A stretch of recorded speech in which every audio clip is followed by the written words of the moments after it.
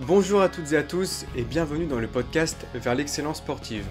Je m'appelle Johan, je suis étudiant en STAPS et dans ce podcast, je vous invite à vous plonger dans le monde du sport et de la performance à travers des entretiens avec des experts du domaine. Dans ce podcast, nous aurons l'opportunité d'aborder divers sujets directement liés à la performance sportive, comme par exemple la préparation physique, la préparation mentale, l'entraînement, les blessures et encore d'autres sujets. Mon objectif est de partager avec vous les connaissances des experts ainsi que leurs expériences enrichissantes. Eh bien, bonjour à toutes et à tous et bienvenue dans ce nouvel épisode du podcast. Et aujourd'hui, j'ai le plaisir d'accueillir Pauline Payette. Salut Pauline. Salut Johan. Merci d'avoir accepté l'invitation du podcast. Avec grand plaisir, merci à toi. Est-ce que pour démarrer ce podcast, tu pourrais te présenter, parler un peu de ton parcours et nous parler un peu de ce que tu fais actuellement dans le monde du sport? Ouais, alors moi c'est Pauline Payette, j'ai 29 ans. Alors je suis joueuse de tennis professionnelle. J'ai eu un parcours un petit peu atypique. J'ai commencé à l'île de la Réunion. Je suis ensuite arrivée en métropole. Donc j'ai progressé jusqu'à atteindre la 577e place mondiale à la WTA. Et je ne joue plus le circuit professionnel là, depuis quelques années. Je me suis reconvertie dans le coaching, donc dans le tennis bien évidemment, un petit peu de préparation physique aussi. Et je continue de jouer sur les tournois nationaux en parallèle. Et j'ai également, on va dire, une troisième activité où je crée du contenu sur les réseaux sociaux, sur le tennis également. Ok, ça doit faire une vie bien chargée. Qu'est-ce qui t'a initialement attiré, qu'est-ce qui t'a fait que tu allais dans le tennis initialement? Alors en fait, c'était un hasard total parce que je faisais de la natation à la base. Mes parents voulaient vraiment que j'apprenne à bien nager parce que vivant à La Réunion, on était quand même beaucoup dans l'eau. Et je faisais de la natation dans la piscine d'un club de tennis. Donc tous les mercredis, en allant à la piscine, je passais devant les cours de tennis. Et malheureusement, j'ai eu des problèmes au tympan. Donc j'ai dû me faire opérer des deux oreilles. Donc, ce n'était pas l'idéal. Je pouvais continuer la natation, mais c'était assez contraignant. Il fallait que je mette deux bonnets, il fallait que je protège énormément pour pas que de l'eau rentre dans les oreilles. Donc, bon, c'était pas super. J'avais 7-8 ans. Et donc, mes parents m'ont dit, si tu veux, tu arrêtes la natation. Et qu'est-ce que tu aimerais faire comme sport? Et vu que je passais tous les mercredis devant les cours de tennis, je me suis dit, tiens, allez, pourquoi pas essayer le tennis? Et voilà, c'est comme ça que ça s'est fait. J'ai pris ma première raquette, j'ai frappé mes premières balles, j'ai tout de suite adoré. Et depuis, j'ai jamais arrêté, quoi. Et c'était à quel âge? J'avais 8 ans et demi. Ok. Ouais. Donc t'es pas passé par la case des tout petits là qui jouent avec les tout petites raquettes. Non, moi, je me rappelle que la première fois que j'ai tapé dans la balle, c'était avec les balles orange. Et après, j'avais quand même quelques facilités. Donc, rapidement, après, je suis passée en balle verte, puis balle dure. Et ensuite, école de compète, c'est allé assez vite. Mais c'est vrai que j'ai commencé relativement tard. Quand on voit maintenant les jeunes qui commencent au baby tennis à l'âge de 3 ans. Donc, c'est vrai que 8 ans et demi, ça fait plus tard. Et comment ça a évolué un peu ton niveau? Tu es devenue joueuse professionnelle à quel âge? Est-ce que tu peux parler un peu de les classements, troisième série, seconde série, vers quel âge tu les as à peu près eu, quoi, ces Attends. classements-là? Ouais, alors du coup, je me rappelle qu'à 12 ans, l'année de 12 à 13, j'ai fait 15-1, 5-6. Donc c'est là où je suis passée en seconde série. Ensuite, le cap de négatif, alors je ne me rappelle plus exactement à quel âge, mais ça devait être aux alentours de 16 ans. 16 ans. Et puis ensuite, j'avais numéroté française, numéro 46, j'avais 18 ans. Et c'est vrai que j'ai eu quand même une progression assez comment dire, j'ai pas trop stagné. Tous les ans, globalement, je montais en classement. Même si, il y a eu quand même des années où je montais de 2-3 classements et d'autres années où je suis montée de 1 ou 2, donc c'était plus compliqué. Mais globalement, j'ai quand même une belle progression et jusqu'à atteindre justement la 577e place mondiale. Donc, j'ai commencé les tournois professionnels à l'âge de 17 ans. Et voilà, donc ensuite j'ai continué. J'ai pas fait une saison vraiment complète sur le circuit à faire que ça. Je faisais pas non plus 25-30 tournois à l'année comme ce qu'il faudrait faire.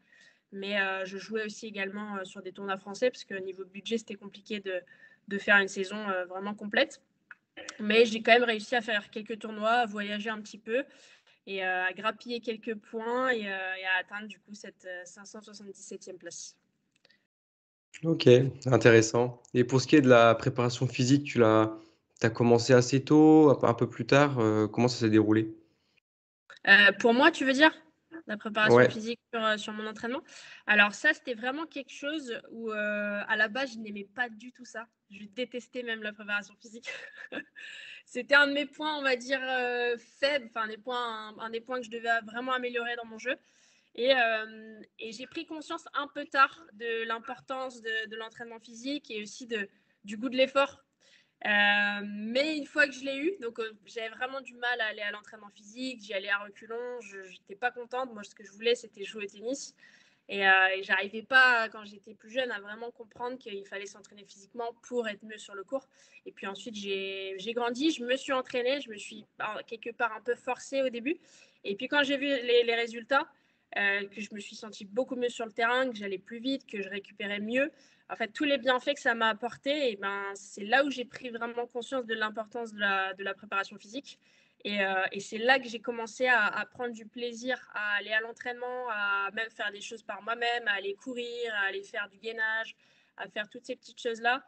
En plus, parce que je voyais les résultats, parce que je me sentais beaucoup mieux sur le court. Et c'est comme ça après que j'ai continué. Donc, j'ai eu des préparateurs physiques, puis j'ai fait aussi beaucoup d'entraînement après seul, en autonomie. Et voilà, et c'est vrai que ça a vraiment, on va dire, révolutionné mon jeu à partir du moment où j'ai vraiment intégré ça dans mon entraînement et que j'étais régulière dans les entraînements. Et ça m'a vraiment permis de passer un gros cap. donc c'est vraiment le fait de voir les résultats et de voir que tu progresses grâce à l'entraînement physique, c'est ça vraiment qui a fait que du coup tu t'y es mis beaucoup plus sérieusement par la suite. Ouais, c'est ça.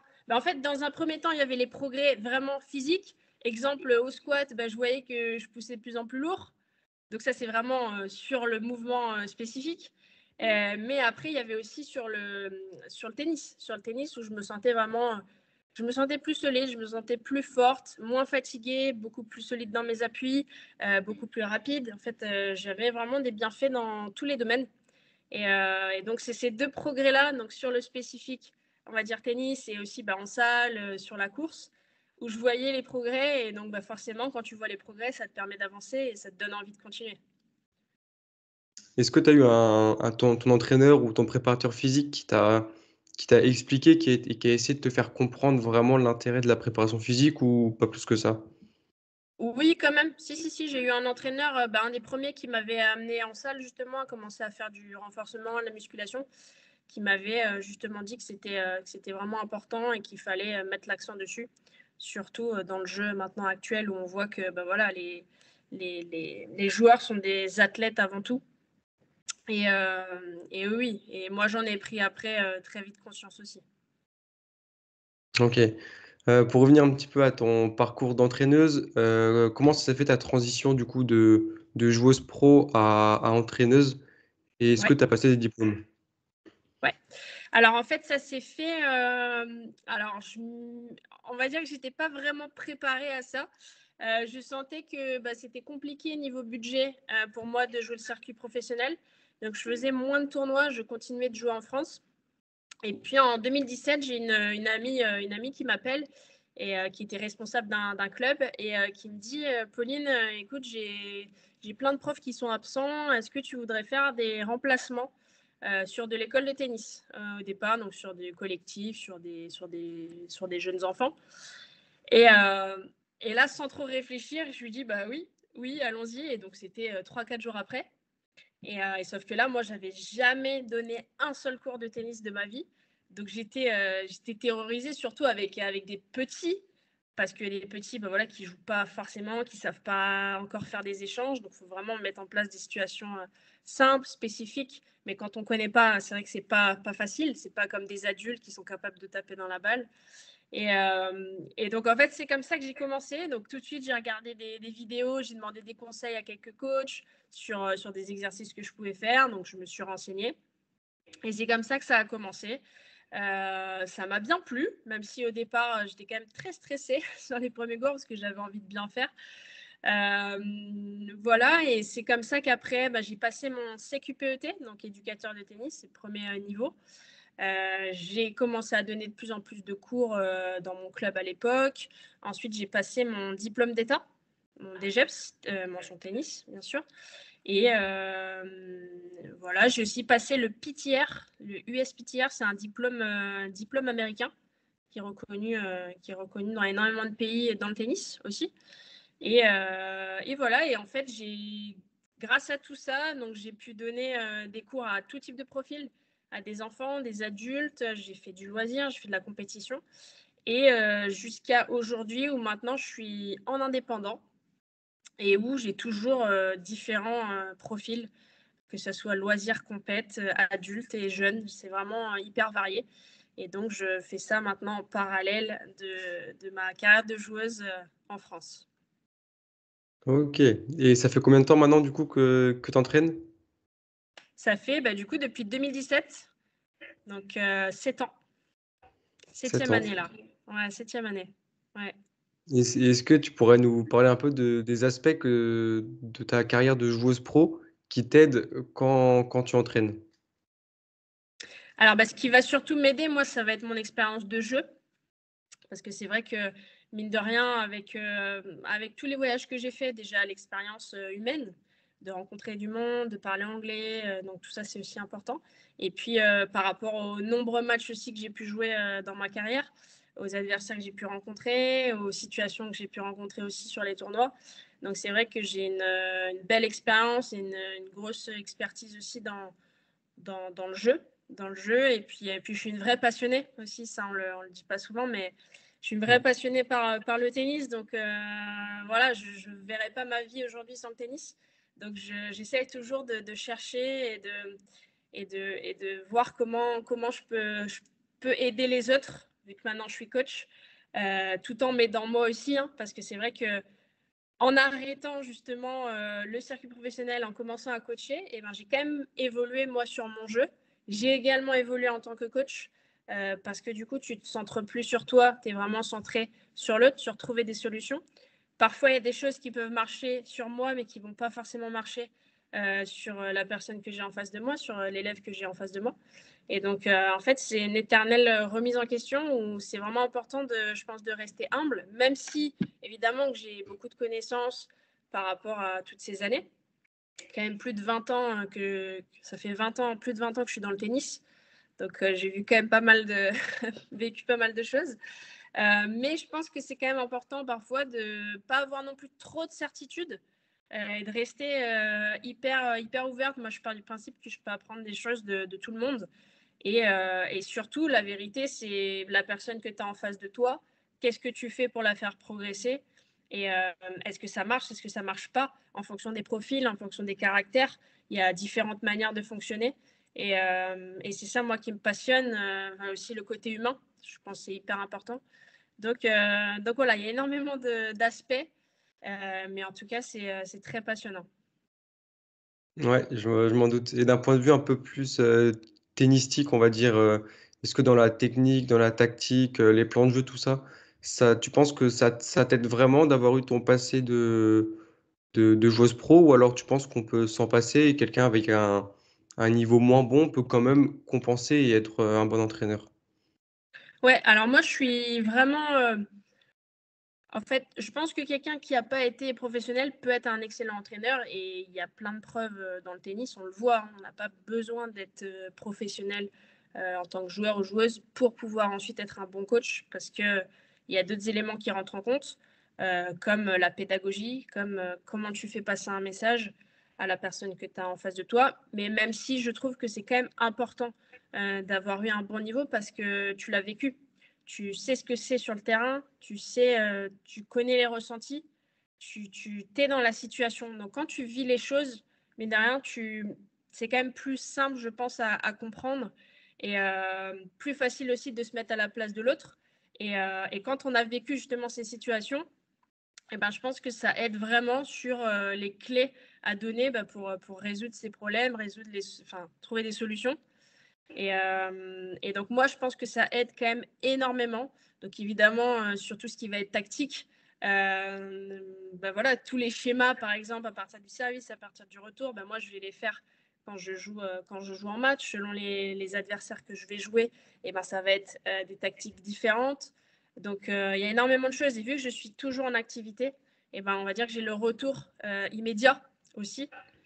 Et pour moi, c'est très important de continuer à jouer, je pense, même quand on coach, en tout cas un minimum, pour justement, parce que c'est vrai que quand on s'arrête de jouer, parfois il y a des périodes où je joue moins, on se rend moins compte de l'impact que ça peut avoir pour le joueur en face de nous, sur ce qu'il peut ressentir et tout ça. C'est vrai qu'on a tendance à un petit peu oublier parfois. Donc c'est bien d'avoir cette petite piqûre de rappel où je repars en tournoi, je revis des expériences, je revis des émotions et c'est hyper enrichissant. Ouais, je suis d'accord, ouais, je suis assez d'accord avec toi. Est-ce que Ouais. tu pourrais nous parler un peu de ta manière d'entraîner quand tu es avec les joueurs? Par exemple, est-ce que tu es une entraîneuse qui va être vraiment toujours derrière le dos du joueur ou alors un peu plus en retrait et tu vas donner des conseils ou des tips par-ci par-là? Est-ce que tu peux nous expliquer voilà, ta philosophie d'entraînement? Alors moi, je suis quelqu'un de très investi dans ce que je fais. Quand je fais quelque chose, je le fais vraiment à fond. Et quand j'entraîne quelqu'un, c'est pareil. Après, là où je vais ajuster mon curseur, ça va être vraiment en fonction du caractère de la personne que j'ai en face de moi. C'est-à-dire que je ne vais pas fonctionner pareil avec tout le monde. Donc, il va y avoir un temps quand même d'adaptation, un temps pour connaître l'élève que j'ai en face de moi. Parce que ça, c'est hyper important. Et je pars du principe qu'on ne peut pas fonctionner de la même manière avec tout le monde. Donc moi, je mets vraiment l'humain au centre de ce que je fais, parce que je trouve que c'est hyper important d'avoir une bonne relation entraîneur-entraîné. Je trouve que c'est très, très important, une bonne relation de confiance. Et une fois que j'arrive à... Forcément, je teste des choses. Parfois où je suis un peu plus dure, parfois où justement je dis un peu moins des choses, parfois où je suis vraiment derrière à 100%. Donc, je teste des choses pour voir ce que ça donne, pour voir comment mon élève réagit. Et en fonction de ça, j'ajuste ma pédagogie, j'ajuste mes mots, j'ajuste ma manière de faire en fonction du résultat que j'ai, en fonction de est-ce que ça passe, est-ce que ça passe pas. Et voilà. Et donc, du coup, c'est un challenge parce que c'est quasiment toujours différent. Il y a des élèves, il faut être derrière tout le temps. Il ne faut pas les lâcher parce que dès que tu les lâches 5 minutes, c'est fini. Ils font moins d'efforts. Il y en a d'autres, c'est l'inverse. C'est eux qui vont me tirer, qui vont me motiver encore plus. Et donc, du coup, tu es obligé de t'adapter. Tu ne peux pas fonctionner pareil avec tout le monde. Mais c'est ça qui est génial. Ok, donc tu t'adaptes vraiment à la personnalité et à qui tu en face. Oui, après, j'ai quand même une trame, une ligne de conduite. C'est-à-dire que pour moi, je suis une bosseuse, je suis une battante, je suis quelqu'un qui lâche pas. Donc moi, je vais inculquer ces valeurs-là. Je vais inculquer ces valeurs de fair play, ces valeurs de détermination, de discipline, de travail. Et ça, par contre, c'est non négociable. Peu importe l'élève. Et il faut vraiment arriver à avoir ces valeurs-là pour que ça puisse bien fonctionner. Et ensuite, en fonction des caractères, être plus ou moins derrière, si je peux dire ça comme ça. Est-ce que, parce que là, tu parles un peu de leur faire transmettre des valeurs. Est-ce que tu leur apprends à s'entraîner dans le sens où l'entraîneur, il est là, il fait l'entraînement, mais finalement, c'est aux joueurs de fournir les efforts, pardon. Est-ce que tu les apprends comment dire? Tu les apprends à s'entraîner un peu eux-mêmes, à être exigeants envers eux-mêmes? Ouais, bien sûr, parce que j'ai des profils qui le sont plus ou moins naturellement et d'autres qui ne le sont pas du tout. Après, je pense que c'est aussi lié à la vie qu'ils ont et à l'éducation, à la vie qu'ils ont en dehors du tennis et aussi à leur éducation avec les parents notamment. Mais oui, je trouve que c'est vraiment important d'apporter des valeurs, de montrer l'exemple. Moi, je trouve que c'est très important. Quand je dis quelque chose, j'essaye de faire exactement cette chose-là, en tout cas de le montrer. Et vu que je joue encore, je me dois aussi d'être exemplaire.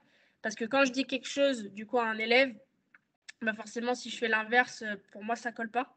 Et c'est pas comme ça que je vois les choses. Donc, quand je dis quelque chose, moi, je vais le faire. Et je vais le faire même encore mieux pour justement montrer l'exemple et tirer les élèves vers le haut. Mais c'est vrai que pour revenir à la notion d'apprendre à s'entraîner, c'est hyper, hyper, hyper important, justement, parce que les jeunes maintenant ne savent pas s'entraîner. Ils ne savent pas ce que c'est de sortir de leur zone de confort.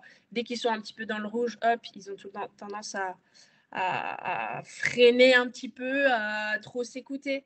Et donc moi, j'essaie justement de leur dire, non, ne vous écoutez pas, donnez de vous-même, soyez généreux dans l'effort, soyez investis et vous serez fiers de vous à la fin, quoi. Ouais, ouais, c'est vrai que des fois, il y en a, ils ont tendance vraiment à s'arrêter ou à pas donner le meilleur d'eux-mêmes. Et moi aussi, je suis confronté à ça. Et c'est là où je me dis, il faut vraiment les pousser. Et généralement, quand on les pousse, on voit qu'ils font presque 2 fois mieux que ce qu'ils faisaient de base, quoi. Donc, je pense que c'est là Ouais, le rôle de l'entraîneur qui bien est super sûr, important. bien sûr, bien sûr. Et c'est pour ça qu'il faut être derrière.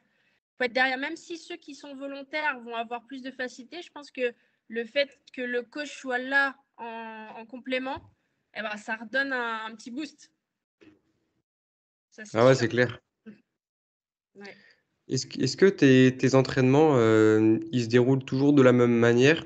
Dans le sens, est-ce que tu as une manière d'entraîner? Je vais te donner un exemple. Quand on m'a appris à entraîner, justement, Ouais. au tennis, on avait une situation initiale assez basique qu'on Ouais. fait évoluer jusqu'à ce qu'on se rapproche d'une situation de match. Ouais. Est-ce que tu as des trames comme ça pour tes entraînements ou alors tu t'adaptes vraiment au jour le jour en fonction des joueurs? Ça, justement, c'est intéressant comme question parce que souvent, je suis là, je me dis, ah tiens, je vais faire la programmation d'entraînement, par exemple, pour tel joueur. Et parfois, tu te rends compte que même dans une séance, et c'est pour ça que maintenant, je le fais moins, évidemment que dans ma tête, je sais exactement vers quoi je veux aller, où est-ce que je veux aller pour les joueurs.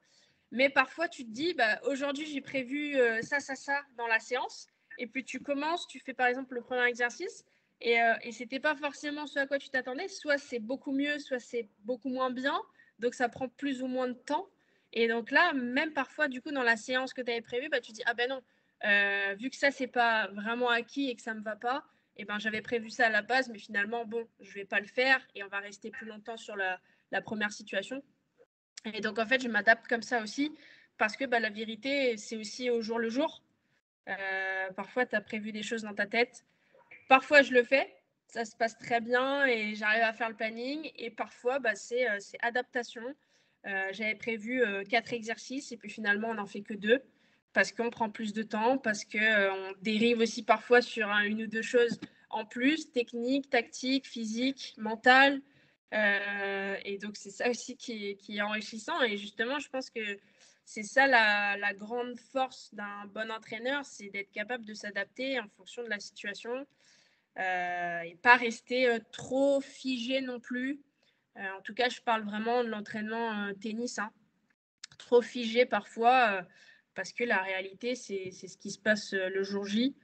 Et je pense qu'il faut savoir parfois sortir de la zone de confort, parfois s'adapter et faire au mieux pour qu'il y ait une amélioration. Parce que le plus important, c'est quoi? C'est que avant la fin de la séance, il y ait une progression, quoi.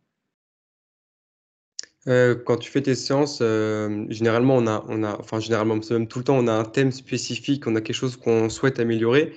Et quand tu as des joueurs que tu vois, je sais pas, une fois, 2 fois par semaine, est-ce que tu as un bloc et tu restes sur le même thème? Je veux dire, par exemple, service-retour, tu vois, service-retour, est-ce que tu vas bosser tout ça sur un seul bloc pendant, je sais pas, 3, 4, 5 semaines, ou alors tu changes chaque semaine de thème? Moi, j'aime bien quand même rester sur des choses. En tout cas, par exemple, quand je travaille techniquement, si par exemple, je te donne un exemple comme ça, si par exemple on bosse la prise marteau et la prise marteau, elle n'est pas acquise, et tant que ça, c'est pas fait, tant que c'est pas vraiment acquis à 100%, je passe pas à autre chose. Tu vois, donc ça, c'est plus pour le côté technique. Et Mm. après, oui, là, tu parles en gros de cycle, par exemple, service-retour sur 4-5 semaines. Ça, je le fais aussi. Ouais, Je le fais aussi, même si ça va dépendre de si c'est du loisir ou de la compète. Parce que le loisir, vu qu'il n'y a pas de tournoi, on va dire qu'on est plus libre.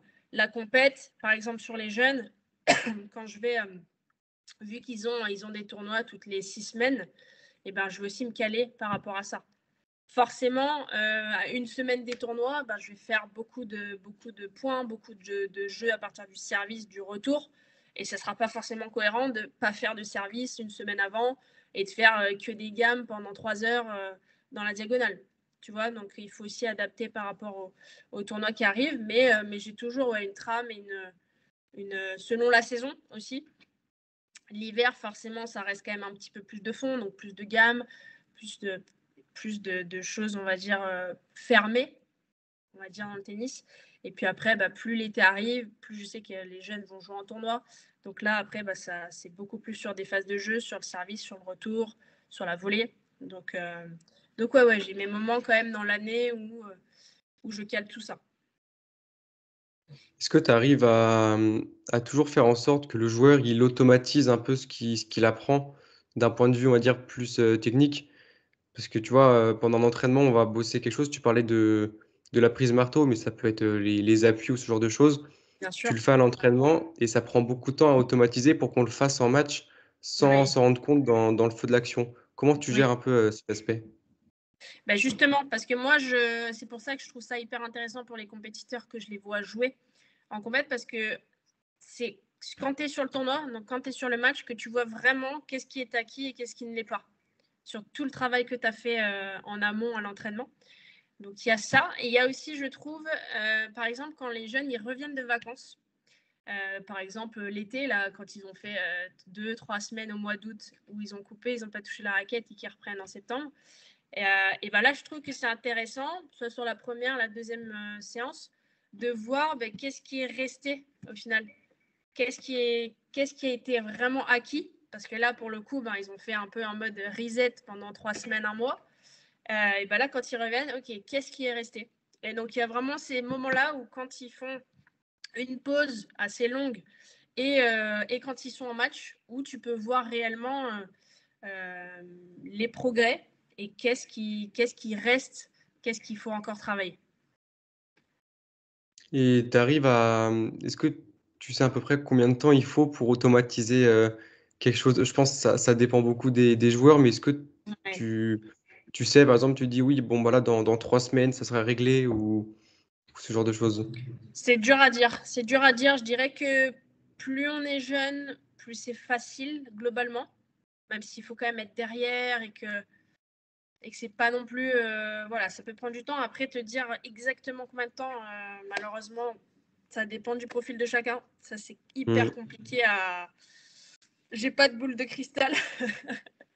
mais, en tout cas, j'essaye de faire en sorte que l'élève arrive à ressentir vraiment les choses déjà. Parce que pour moi, le plus important, c'est qu'il ressente justement le bon changement, la bonne prise, les bons appuis, tout ça. Une fois qu'ils ont ressenti ça, et d'essayer de répéter et d'avoir du volume dans le bon sens pour répéter justement ces changements-là.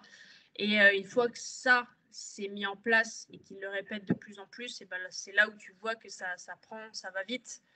Mais après, te dire 3 semaines, 1 mois, 6 mois, c'est assez Ouais, c'est dur. compliqué. C'est assez compliqué, ouais.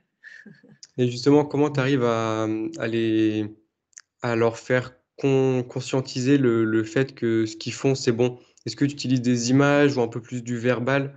Comment tu t'y prends? Alors, j'utilise beaucoup la vidéo. Donc, Ok. en fait, je les filme et je leur montre. Et parfois, souvent même, ils sont très, très étonnés parce qu'ils s'imaginent quelque chose et je leur dis, ah ouais, ok. Donc, parfois, je parle même pas. Ils me disent, ah mais attends, je fais ci, je fais ça. Là, je bougeais les jambes. Je dis, ah, ok, d'accord. Et là, je prends le téléphone, je les ai filmés, je leur montre. Et là, ils regardent et ils hallucinent. Et donc, du coup, il y a déjà une prise de conscience comme ça parce qu'ils se voient. Et donc, moi, je trouve ça très important. Et après on échange, on débriefe. Et je trouve que cet aspect visuel, en tout cas, moi, je me sers beaucoup de la vidéo, que ça soit de la vidéo, on va dire, classique en mode normal et aussi en mode ralenti, plus pour les gestes techniques. Mais la vidéo, et ensuite, je les questionne aussi beaucoup. Beaucoup de questions ouvertes pour savoir qu'est-ce qu'ils ressentent, qu'est-ce qu'ils ont retenu, comment ils se sentent. Et donc voilà, entre la vidéo, leurs échanges et ce qui se passe aussi après sur le terrain, ça permet de faire le lien avec tout ça et d'ajuster au mieux. Est-ce que selon toi, il faut impérativement lier la technique avec de la tactique? Ah, très bonne question. C'est ce qu'on nous apprend en DE. Oui, c'est pour ça que je la pose. C'est ça. Alors oui, je dirais oui et non. Enfin, je dirais quand même majoritairement plutôt oui. Je ne sais pas ce que tu en penses, tu me diras après. Plutôt oui, parce que si par exemple tu parles de faire descendre la tête de raquette, de gratter la balle, d'avoir une bonne trajectoire, ça forcément, si tu as une trajectoire qui est plus haute, tu peux, tactiquement, ça a forcément un impact. Tu passes, si tu joues dans la diagonale, tu passes par le centre du filet, le filet est plus bas. Tu peux jouer croisé, donc tu peux construire ton point, tu peux défendre. Et donc ouais, je pense que c'est quand même important parce que en fait, la technique doit être au service de ce que tu veux réaliser sur le court. Et donc, je pense qu'il faut aussi expliquer et pas simplement dire, aujourd'hui, on va travailler ci, ça. Et moi, j'aime bien justement expliquer que les joueurs comprennent pourquoi on fait ci, pourquoi on fait ça. Et l'aspect tactique au tennis est bien évidemment très important. Sur le loisir, j'en parle également de l'aspect tactique, même s'ils ne font pas de tournoi, mais moins, un petit peu moins, que selon les profils, parfois, ce n'est pas forcément nécessaire. Mais en tout cas, sur la compète, j'essaie justement d'associer tout ça et de leur expliquer pourquoi on fait ce changement et quel impact ça va avoir. Ouais, je suis assez d'accord. Ouais. Hem, ouais, après je pense que ça dépend aussi de l'âge. Moi, je sais que j'ai vraiment des petits où je leur apprends la technique, donc dans un premier temps, c'est compliqué de leur dire, «Faut que tu fasses ça pour jouer comme ça», alors que de base, il y a pas beaucoup d'échanges. Bien sûr, c'est Donc sûr que si tu as un petit de 4 ans ou 5 ans, la tactique, ça va être compliqué. Même si tu peux, à cet âge-là, tu peux déjà commencer à parler tactique. Par exemple, tu vois, sur jouer où l'adversaire n'est pas. Tu vois, tu peux faire des petites choses comme ça, jouer à droite, jouer à gauche. Mais c'est vrai que quand tu touches pas la balle et que tu dois vraiment acquérir une base technique, c'est la priorité. La priorité, c'est de taper dans la balle et de faire quelques échanges dans un premier temps. Bien ouais. sûr. Après, je pense que ça dépend aussi de quel point technique, parce qu'il y a des points techniques qui vont être communs pour quasiment presque toutes les frappes. Par exemple, s'ajuster avant de taper la balle, Ouais. on va quasiment le faire à chaque fois. Donc, ce point technique va être difficile à mettre en lien avec la tactique. Mais par Ouais. exemple, la prise de raquette ou le moment de prise de balle, etc., ça, c'est plus facile, je trouve, de mettre en lien avec la tactique. Et justement, je pense que c'est important pour comprendre pourquoi on fait ça. Ouais, je suis d'accord. Super. Qu'est-ce que tu penses du travail au panier? Est-ce que tu penses que c'est bien ou alors il y aurait des limites par rapport à ce qu'on retrouve vraiment dans le terrain, enfin en situation de match?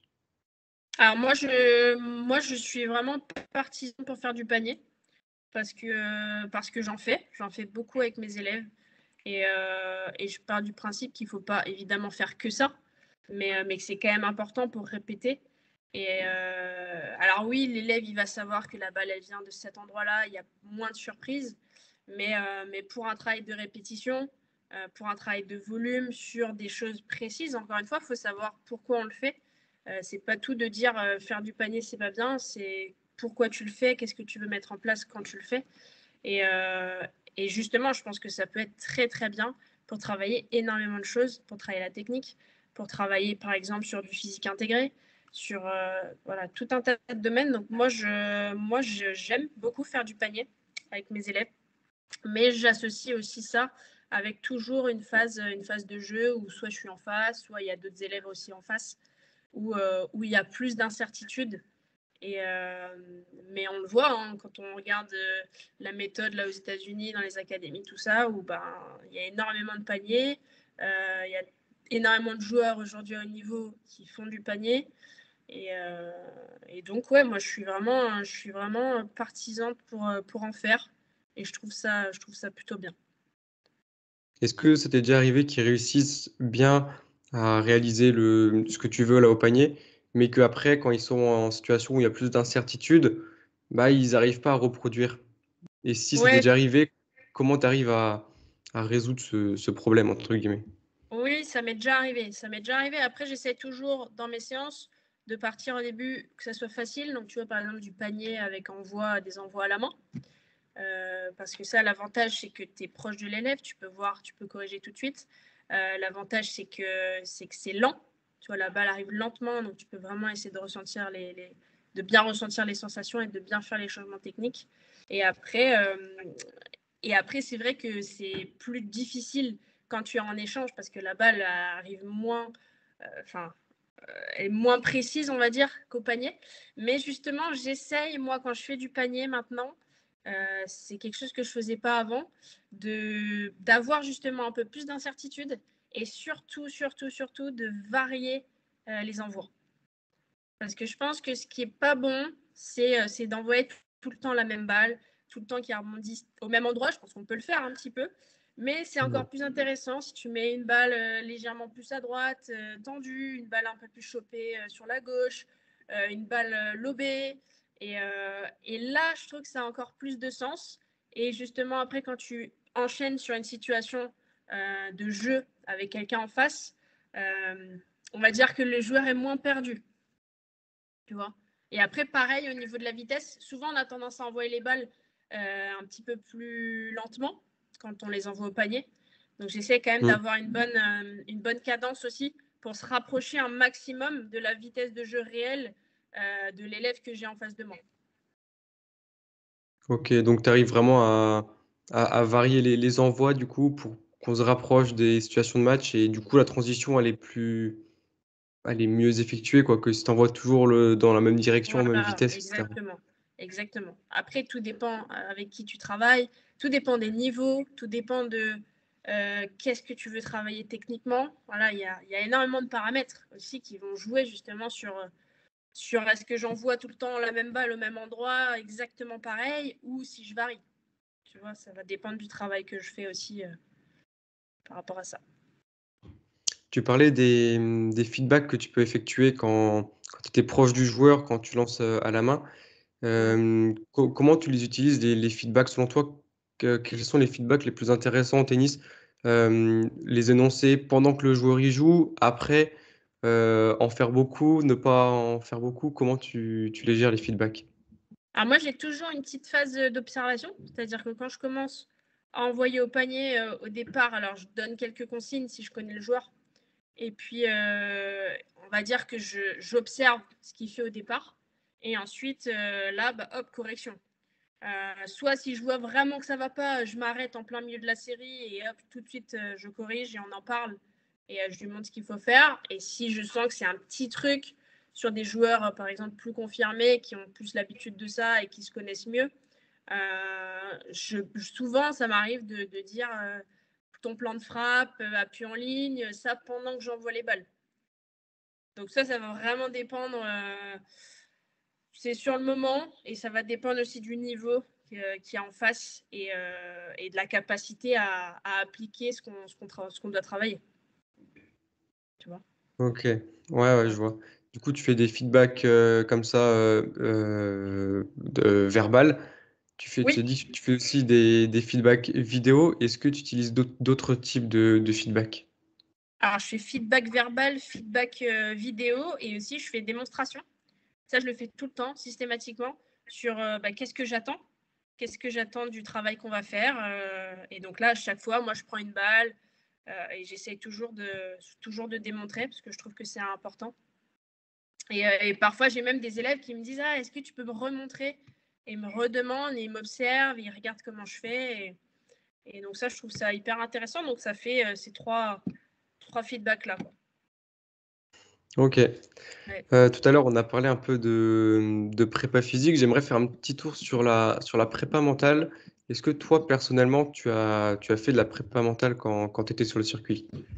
Alors très peu. L'année où j'étais au CNE à la fédération, j'en ai fait un petit peu, mais pas beaucoup. Et non, on va dire, pour ainsi dire, que j'ai jamais eu de préparateur mental dans ma carrière. Donc c'est vraiment quelque chose que je n'ai pas travaillé, même si je pense que certains entraîneurs à l'époque tennis, quelque part, tu le travailles quand même quand tu t'entraînes. Quand tu t'entraînes, parce que par exemple, quand tu t'entraînes fatigué, quand tu t'entraînes et que tu dois mettre par exemple 50 balles de suite dans le terrain sans rater, que tu rates à la 49e, enfin, tu vois, tout ça, mine de rien, c'est des petits challenges où il faut que ton mental soit bien présent et quelque part, tu le travailles. Quand tu joues en match aussi, tu le travailles, mine de rien, même si tu n'as pas forcément conscience des choses. Mais c'est vrai que moi, je me suis jamais vraiment dit, ah ben tiens, je vais me concentrer sur ça. Qu'est-ce que je pense aujourd'hui? Comment je me sens? Qu'est-ce que je vais mettre en place pour mentalement arriver du mieux possible? Et tout ça, c'est vrai que non, j'ai pas eu cette chance-là. Je pense que ça aurait été hyper intéressant et aujourd'hui, je m'y intéresse beaucoup pour mes élèves notamment et même pour moi, hein, ça m'apporte aussi pas mal de choses et je trouve ça vraiment capital. Et je trouve qu'on n'en parle pas assez encore, en tout cas en France, mais que ça quand même, ça arrive quand même. C'est un peu moins tabou qu'avant. Ouais, ça Ouais, arrive. C'est comme la préparation physique avant où ouais. bon, maintenant c'est beaucoup plus démocratisé, mais la prépa mentale, pas encore. Et tu conseillerais aux joueurs, alors qui sont professionnels, mais je sais pas, peut-être amateurs aussi, de faire de la préparation mentale? Oui, je pense que c'est important. Je pense que c'est important parce que j'imagine que tu as dû déjà voir des quatrièmes séries 35 casser des raquettes, s'énerver. Mmh. Je pense que voilà, c'est le tennis, c'est quand même un sport difficile. C'est un sport où tu as beaucoup d'émotions, c'est un sport où tu peux mener, où tu peux avoir des balles de match et il y a des retournements de situation et tu perds. Et c'est pareil l'inverse, tu peux sauver des balles de match et revenir dans le match et gagner. Enfin, c'est un peu les montagnes russes, hein, mentalement, quand ils pensent. Et, euh, et pour moi, c'est aussi, je pense, l'école de la vie. Parce que tant que tu n'as pas serré la main à la fin, mais en fait, le match, il n'est jamais fini. Et moi, ça m'est déjà arrivé dans un match de passer par toutes les émotions, de passer par ah, je suis nulle, j'y arriverai jamais. Ah, mais là, je joue super bien, ça va le faire, je vais gagner le match. Ah, ben là, non, je vais perdre. Ah, je suis au fond du trou, qu'est-ce que je vais faire après ce tournoi? Ah, déjà me projeter. Et tout ça, c'est en l'espace d'une heure et demie. Et, euh, et je pense justement que tous les joueurs de tennis sont un petit peu on va dire, ces pensées qui arrivent dans la tête, même si forcément, quand c'est ton métier, c'est différent, c'est encore plus important. Mais c'est vrai que c'est intéressant pour moi d'arriver justement à gérer ses émotions, à gérer son mental. Et quand on voit notamment aussi des parents parfois qui ont tendance à mettre énormément de pression sur leurs enfants, qui sont sur le bord du terrain, qui font bouger leurs chaises dès qu'il y a un échange tendu, ils sont là, ils bougent de partout. Et bien tout ça, justement, je pense que c'est important que tout le monde, que ce soit les parents, que ce soit les coachs, que ce soit les joueurs de tous les niveaux, devraient s'intéresser à ça, à l'état d'esprit, à qu'est-ce qu'ils ressentent, à bah là j'ai des émotions, qu'est-ce que je fais, qu'est-ce que j'en fais. Et après, ça dépend aussi des caractères. Hein. Il y en a qui s'énervent pas, il y en a qui intériorisent beaucoup, il y en a qui vont très vite extérioriser, qui vont s'énerver. Et c'est passionnant. C'est passionnant parce que justement, ça permet, je pense que le fait de travailler ça, ça permet réellement d'avoir des vrais résultats sur comment on se sent sur le court et comment on gère justement son tennis. Est-ce que tu penses qu'il faut essayer quand on a tu parlais de pensées un peu négatives que tu as pendant un match, est-ce que tu penses qu'il faut essayer entre guillemets, de les contrer, même, je sais pas si c'est possible, mais essayer de les contrer avec des techniques comme de la respiration, par exemple, ou alors au contraire d'accepter ses pensées et de jouer avec? Alors moi, je suis plus partisane pour les accepter parce que, alors les accepter, mais pas non plus que ça soit une fatalité. C'est-à-dire que si tu sens que tu t'es pas bien aujourd'hui, OK, tu sais que tu es pas bien, il faut pas non plus le cacher et se mentir à soi-même et se voiler la face en disant: «Mais non, ça va très bien». Pas du tout. Moi, je pense que c'est vraiment important de se dire: «Oui, effectivement, aujourd'hui, ça ne va pas», mais plutôt, donc l'accepter, pas que ça soit une fatalité et ah ok bon bah aujourd'hui en gros je peux rien faire, je vais perdre et c'est comme ça, c'est un mauvais jour. Surtout pas.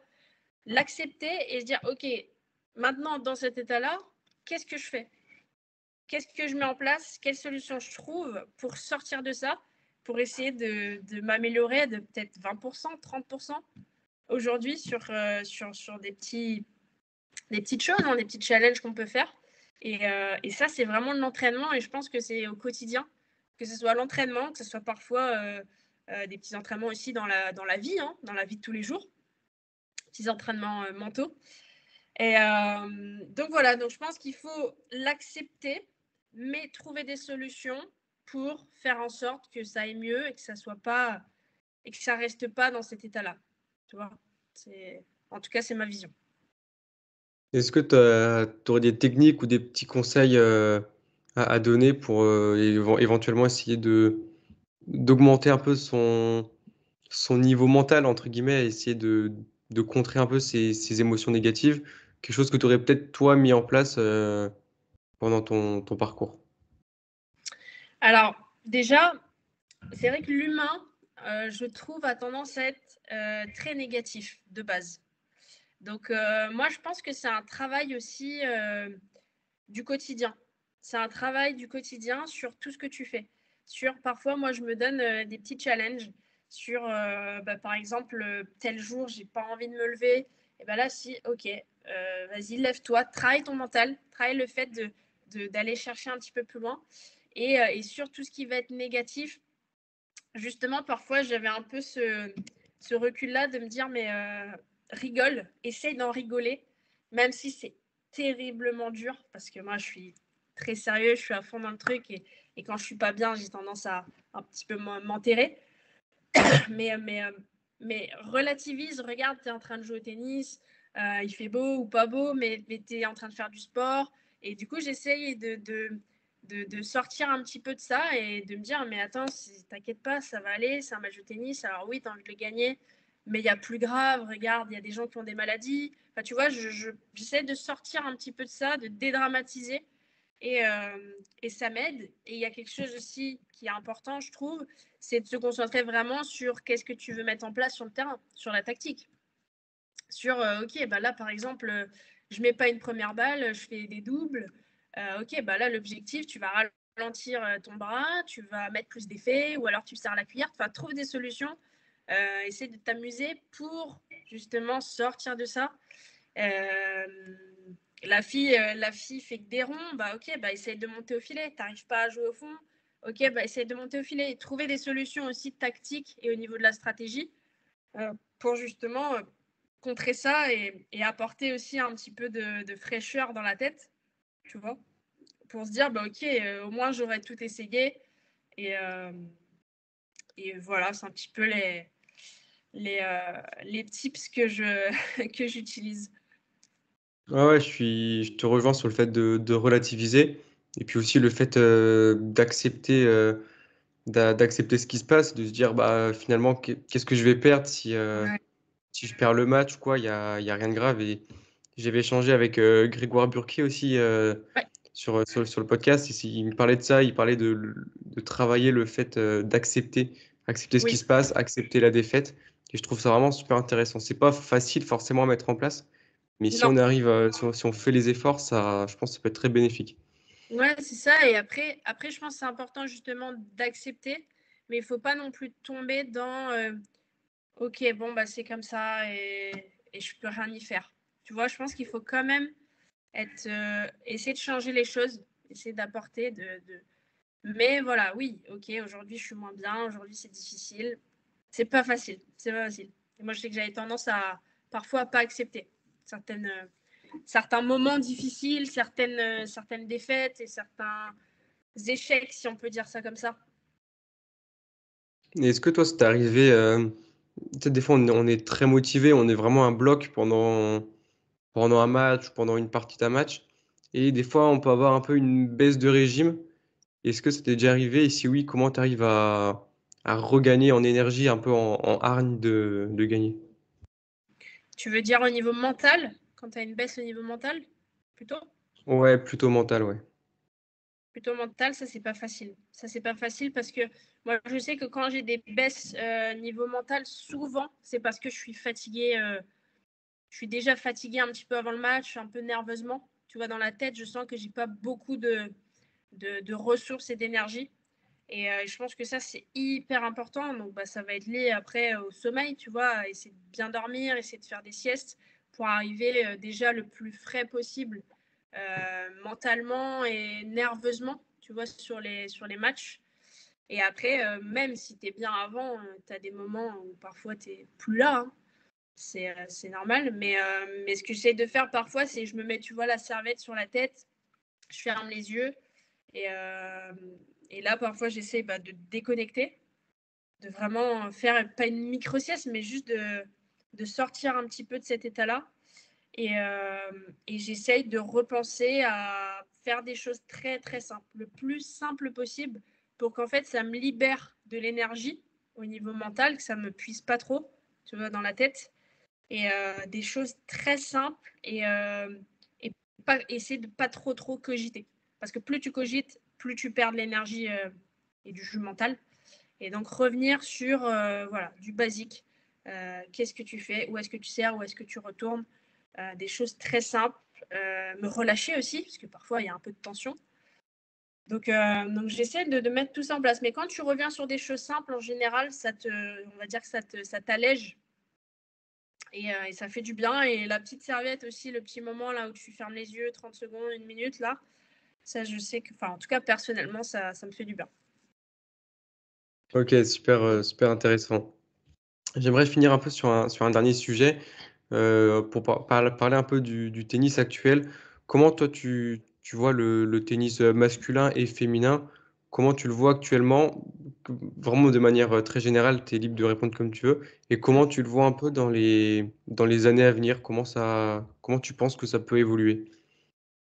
Alors moi, je trouve que le tennis actuel, enfin en tout cas le niveau est très très fort, que ce soit chez les hommes et également chez les femmes. Si je parlais des femmes, je trouve que par exemple, il y a 15 ans, 20 ans, quand moi j'ai commencé le tennis, dans le top 10, tu avais quelques joueuses qui ne servaient pas très bien et qui pourtant étaient quand même dans le top 10.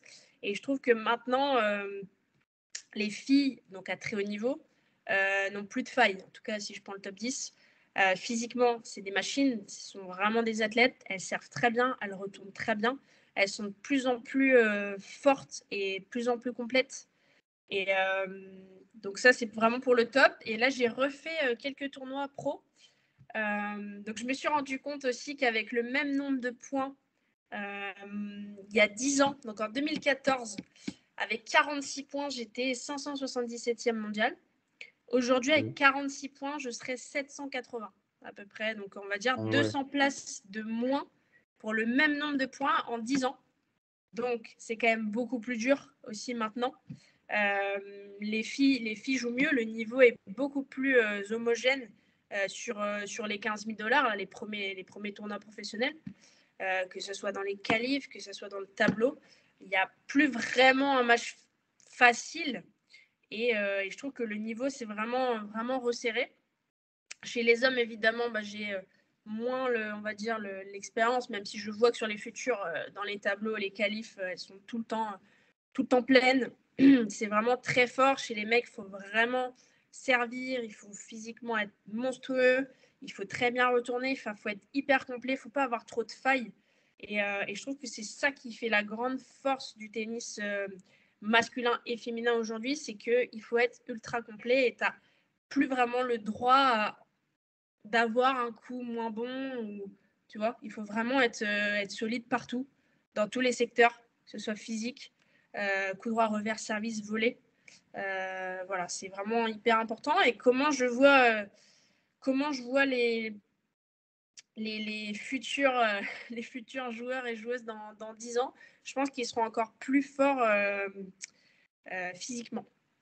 Parce que là, on voit vraiment que c'est des machines. Hein. Il y a des joueurs, même Sinner, qui disait qu'il faisait maintenant plus de physique sur une journée en termes de volume, plus de physique que de tennis. Et donc, je pense que les joueurs seront encore plus forts physiquement. Je pense que potentiellement, ils seront aussi un petit peu plus grands. Il y aura des joueurs qui arriveront, qui seront plus grands, parce que là, on le voit maintenant chez les femmes. Les femmes, il y a 20 ans, dans le top 10, elles étaient quand même plus petites en taille. Donc, il y aura ça. Et après, je pense que ça va être... moi, j'aimerais bien... Alors, est-ce que ça va être le cas, avoir plus de jeux vers le filet.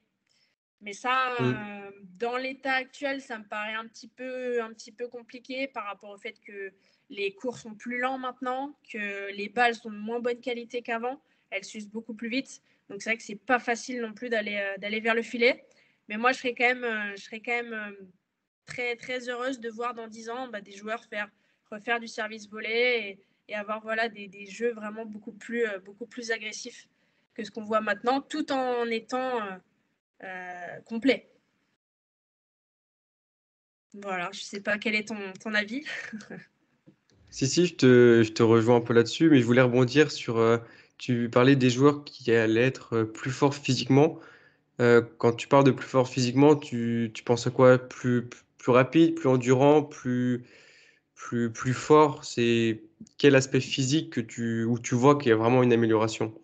Je pense surtout sur la récupération, sur le fait d'être plus rapide, sur le fait d'améliorer aussi ton rapport, tu vois, poids-puissance, tu vois, de ne pas avoir trop de masse grasse, enfin être vraiment fit, tu vois. Et je pense aussi sur les blessures. Parce qu'un joueur qui ne se blesse pas, il a beaucoup plus de chances déjà de durer et de gagner un maximum de titres et de jouer un maximum aussi. Donc ça va être ça aussi. Tu vois, améliorer le physique, c'est pas forcément que vitesse, puissance et tout ça. C'est aussi ta capacité à pas te blesser.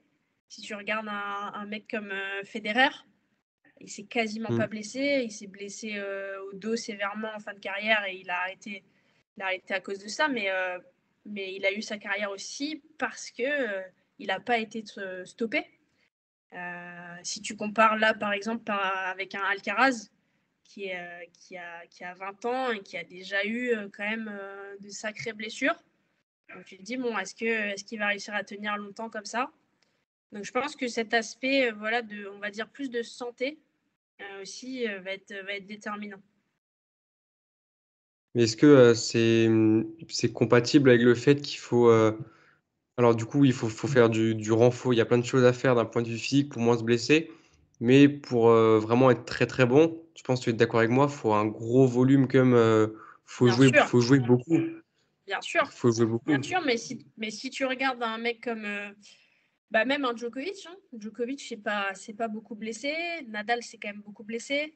Federer, quasiment pas. Donc, je pense que c'est possible. Je pense que c'est possible. Après, il faut trouver le juste milieu en fonction des. Il faut être bien entouré, avoir évidemment une bonne team compétente, et ensuite, faire ce qu'il faut, trouver le juste milieu, parce que c'est vrai que les saisons maintenant sont quand même très longues, hein. Quasiment 10 mois et demi, 10 mois et demi de voyage, donc 10 mois, on va dire. Donc, c'est vrai que c'est pas facile, mais je pense que le joueur qui se blessera pas ou peu aura plus de chances quand même de rafler des gros titres et surtout de tenir dans la durée, quoi. Comme ce qu'on fait Djokovic, Nadal, c'est quand même beaucoup blessé à mon goût, mais Federer, on prend cet exemple-là. Pour comparer un peu avec ces joueurs qui ont marqué le tennis, par rapport aux joueurs actuels, là, les jeunes qui sont en train de monter, t'en penses quoi? Tu penses qu'il va y avoir un groupe qui vont se former, je sais pas, qui vont un peu tout gagner, ou tu penses qu'il y en a d'autres qui vont les rattraper, que ça va être un peu plus aléatoire? Qu'est-ce que tu penses des... J'ai l'impression que c'est... là, je sens bien Sinner quand même. D'ici, Mmh. voilà, il est déjà très bien, mais d'ici 2 ans, j'ai hâte de voir ce que ça va donner. Et puis après, j'ai l'impression que ça va être un petit peu plus ouvert.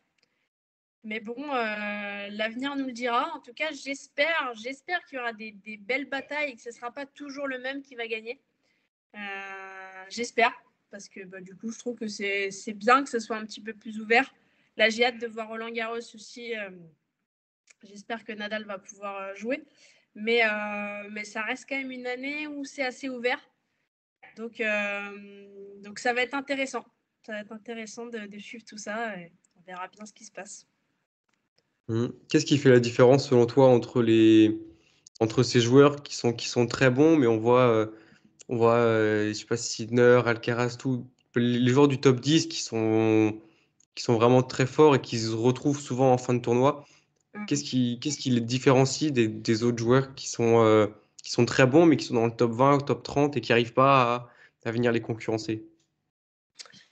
Déjà, je pense qu'il doit y avoir une différence physique qui est, nous, à notre œil, parfois, on ne s'en rend pas forcément compte. Mais, Mmh. c'est ça. Et après, pour moi, la vraie grande force, c'est que je regardais justement Medvedev. Medvedev, en fait, il joue, par exemple, exactement tout le temps de la même manière. Qu'il gagne, enfin, qu'il soit mené ou qu'il mène, qu'il y a un moment important, il va rester toujours dans sa ligne de conduite. Et je pense que c'est ça qui est important. La différence après avec le top 10, c'est que sur les moments importants, ils vont être capables en fait, de sortir leur meilleur tennis. Limite, le tennis, enfin, le plus beau tennis, les meilleurs points, ils seront capables de les faire là où c'est le plus tendu. Et pour moi, c'est ça qui fait la différence avec un joueur qui sera 40, 50e. Ou quand il y aura balle de 7, quand il y aura une balle de break, et peut-être qu'ils vont être un petit peu plus fébriles à ce moment-là, à leur niveau, hein, bien évidemment. Et pour moi, ça se jouera sur des détails comme ça, sur 3-4 points par set, qui au final fait une différence, fait le 6-4, fait le 6-3 à la fin, quoi. Mais la différence, elle est pas énorme quand on regarde. Elle est, elle est énorme parce qu'au final, c'est entre guillemets toujours le même qui gagne. Mais elle n'est pas si énorme sur le papier quand tu regardes le match. Tu vois. Donc ouais, c'est le tennis, ça se joue pas à grand-chose. Il y a aussi l'aspect mental, hein, comme on en a parlé. Forcément, Mmh. quand les joueurs ils arrivent sur le circuit, qui sont pour la première fois dans le top 50, quand tu arrives contre un Nadal, quand tu arrives contre un Djoko, et forcément, je pense qu'il y a l'aspect aussi psychologique. À ce moment-là, tu as vu tellement de matchs, par exemple à la télé, de Djoko qui retourne, qui est mené 2-7-0, qui gagne en 5-7. Tu en as vu tellement, donc mine de rien, ça te rentre un petit peu dans la tête aussi. Tu sais que quand tu es sur le match, toi, face à lui, et à ce moment chaud, tu sais que le mec, il est capable d'être là, tu sais qu'il va faire la différence. Et je pense qu'il y a ça aussi qui est pas facile à gérer. C'est pour ça qu'un Nadal, il a eu autant de victoires aussi à Roland, parce qu'il y avait cet aspect psychologique où dès qu'un joueur rentrait sur le terrain contre lui, sur le central de Roland, il savait que ça allait être. Il s'imaginait que ça allait être compliqué. Et je pense que le fait de penser ça, c'est déjà compliqué. Plus le fait que Nadal jouait très très bien. Et donc voilà, je pense qu'il y a aussi ces aspects-là psychologiques en amont. Et aussi après, l'expérience. Hein. L'expérience des joueurs du top 10. S'ils sont top 10, c'est que c'est pas pour rien. Ouais, je suis assez d'accord avec toi. Ouais. Selon toi, qu'est-ce qu'un bon entraîneur ou une bonne entraîneuse? Ah, très bonne question. Selon moi, un bon entraîneur, c'est quelqu'un qui est capable de se remettre en question, qui n'a pas trop d'idées figées, même si je pense qu'il faut en avoir, il faut avoir des certitudes, évidemment. Mais il faut rester ouvert et il faut, pour moi, s'adapter et au jour le jour, trouver des solutions, se concentrer vraiment sur l'autre, parce que là, on n'est plus figé, concentré sur nous, il faut vraiment se concentrer sur l'autre, faire les choses pour l'autre et trouver des solutions et s'adapter en fonction de comment évoluent les choses et du caractère de la personne qu'on a en face de nous. Et donc voilà, je dirais capacité de se remettre en question, ouverture d'esprit et capacité d'adaptation. Ok, bonne réponse, même s'il n'y avait pas de bonne réponse, mais je suis assez d'accord et je pense que s'il y a des entraîneurs qui nous écoutent, je pense qu'ils seront assez d'accord. Est-ce que tu Ok. aurais une expérience à nous partager que tu aurais vécue, soit avec un joueur, soit une expérience que tu aurais vécue? Euh, voilà, libre à toi de raconter une anecdote. Une petite anecdote. Ah, qu'est-ce que je pourrais Ouais, raconter? une expérience. Une petite expérience qu'on a pu faire. Ah, un petit trou là. Ça serait, ouais, peu importe. Laisse-moi Peu importe. réfléchir. Laisse-moi réfléchir, une petite expérience. Ah, j'étais avec une joueuse, une petite jeune là que j'entraînais, 17 ans.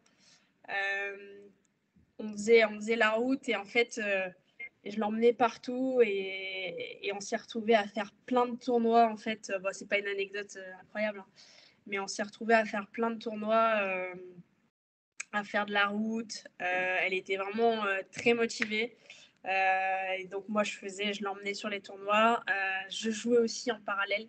Donc j'allais à mon match, j'enchaînais sur son match. Ensuite, on faisait 4 heures de route. On revenait, elle avait un tournoi ailleurs. Enfin bon, bref. Et donc du coup, on a passé énormément de temps en voiture. Et voilà, c'est une petite anecdote tranquille. sur Mais le du coup, fait c'est bien, que, sur le fait qu'il faut voilà, qu'il faut passer du temps, que c'est beaucoup de temps, beaucoup d'investissement, des longs trajets, de la voiture, trouver des tournois à 3 heures, 4 heures de route pour pouvoir jouer, parce que sinon elle ne pouvait pas jouer. Donc elle était là, moi je l'ai inscrite au dernier moment, je lui dis bah écoute, allez, on y va, c'est à 4 heures de route. Elle me dit allez, on y va. Donc 2 jours après, on prend la voiture, on est parti. Le soir, elle avait perdu à 20 heures, on avait fait la route le matin perdu à 20 heures. Et là, je lui dis, bah écoute, on fait quoi? On rentre. Elle me dit, bah ouais, on rentre. Et donc là, 20 heures, on est arrivé à minuit. Enfin voilà, c'est des petits aléas. Mais intéressant, ça forge justement le caractère et, et on sait pourquoi on le fait aussi après. et elle est montée en classement par la suite? Ouais, elle est à 1,6 là. Ouais, ouais. Ouais, il y a toujours des sacrifices à faire et Ouais, il y a des toujours efforts des à fournir. sacrifices. Il y a toujours des sacrifices. C'est vrai que parfois, on peut louper ouais, l'anniversaire de la maman, le cousin, le mariage. Mais bon, ça fait aussi partie du process. Exactement. Écoute, je te laisse le mot de la fin. Si tu veux donner des derniers conseils, faire passer un message, c'est le moment. Et écoute, moi, je pense que pour être un bon entraîneur, pour exceller dans ce qu'on fait, je pense qu'il faut vraiment être passionné. Je pense qu'il faut à s'intéresser aux autres, rester ouvert et, euh, et aussi prendre du plaisir à faire ce qu'on fait, aimer ce qu'on fait. Et je pense que c'est vraiment important. Je pense que les autres le ressentent aussi. Et, euh, et voilà, s'éclater. Enfin, oui, ok, il y a le sérieux et tout ça, mais juste aussi prendre du plaisir, le faire avec le sourire, dans la bonne humeur. Et je pense que ça aide tout le monde. Et voilà. Merci à toi pour l'invitation. C'était super. Bah, merci à toi d'être intervenu sur le podcast.